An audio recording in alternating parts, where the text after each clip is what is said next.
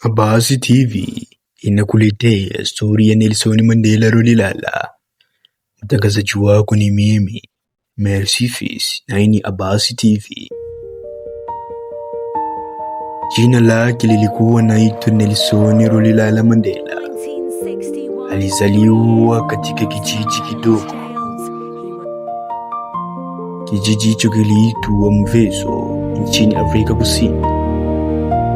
Siku hiyo kulikuwa na furaha kubwa kwa sababu mtoto wa kiongozi wa kabila la Temu amezaliwa. Hakuna mtu aliyejua kuwa huyu mtoto mdogo siku moja atakuja kuitikisa dunia. Unaambiwa Mandela alikuwa kama watoto wengine. Alikimbia uchi, akachunga ng'ombe na kusikiliza hadithi za wazee wake za kuhusu mashujaa wa zamani. Lakini alipofika shuleni, maisha yake yalianza kubadilika. Unaambiwa mwalimu wake Mandela alimpa jina jipya na kumwita Nelson. Hapo ndipo safari yake ya kweli ilianza. Wakati huo nchi yake ilikuwa bado imejaa sheria mbaya sana na Wabelgiji, nayo ita apartheid. Sheria hiyo ilisema mtu mweusi haruhusiwi kukaa na mzungu, wala hawezi kupiga kura na hawezi kwenda mahali pazuri.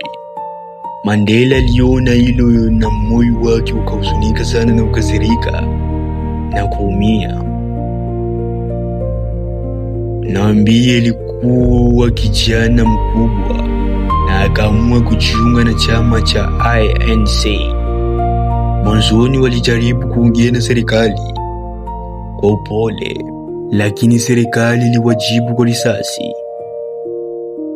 Mandela akasema basi sasa inatosha. Kama amani haileti haki, basi tutapambana.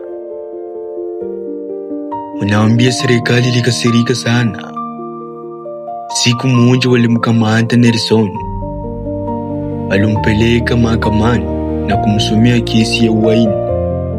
Mahakama Mandela alisimama kwa ujasiri na kusema kuwa yuko tayari hata kufa kwa ajili ya uhuru ya watu wake.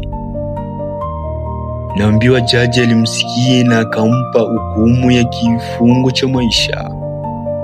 Hapo ndipo safari ngumu ilianza. Walimchukua Nelson Mandela na kumfunga kwenye kisiwa kidogo baharini kilichoitwa Robben Island. Huku alikaa na aliamuka, alifarijika kwenda kuvunja mawe. Jua kali, miaka ilipita, miaka 10, miaka 20, lakini Mandela kukata tamaa. Ndani ya jela alisoma vitabu, alijifunza lugha mpya na aliwafundisha wafungwa wenzake. Mwisho milango ya jela ilifunguliwa. Alitoka akiwa ni mzee. Naambiwa nywele zake ziliingia nyeusi lakini limetoka likiwa nyeupe.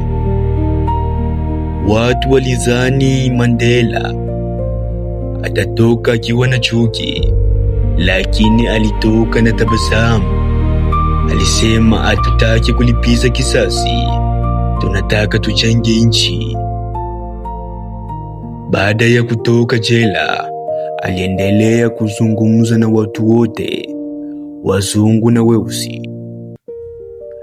Mwishowe nchi ilifanya uchaguzi wa kwanza ambao kila mtu aliruhusiwa kupiga kura, na kura zilipohesabiwa jina moja lilitoka juu, nayo iliitwa Nelson Mandela Rolihlahla. Hivyo akawa rais wa kwanza mweusi wa Afrika Kusini. Siku hiyo kulikuwa na majonzi ya furaha. Ubaguzi ulikuwa umeisha rasmi. Naambiwa Mandela akiwa rais hakutaka kulipiza kisasi. Alikumbatia hata wale waliomfunga. Alitawala kwa miaka michache unaambiwa. Baadaye aliamua kujiondoa mwenyewe madarakani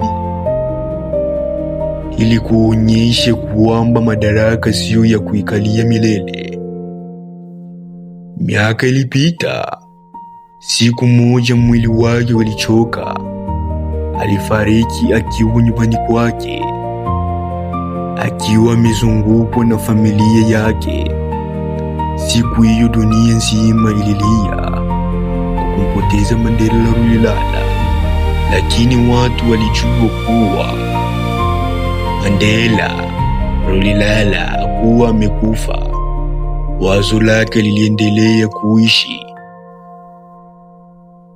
Hadi leo watu wanamkumbuka sana Mandela Rulilala kama baba wa taifa, mtu aliyethibitisha kwamba unaweza kufungwa miaka mingi lakini roho yake haiwezi kufungwa. Pumzika kwa amani. Nelson Mandela Rulilala. Na hii ni Abasi TV. Abasi TV inakuletea stori nzuri sana.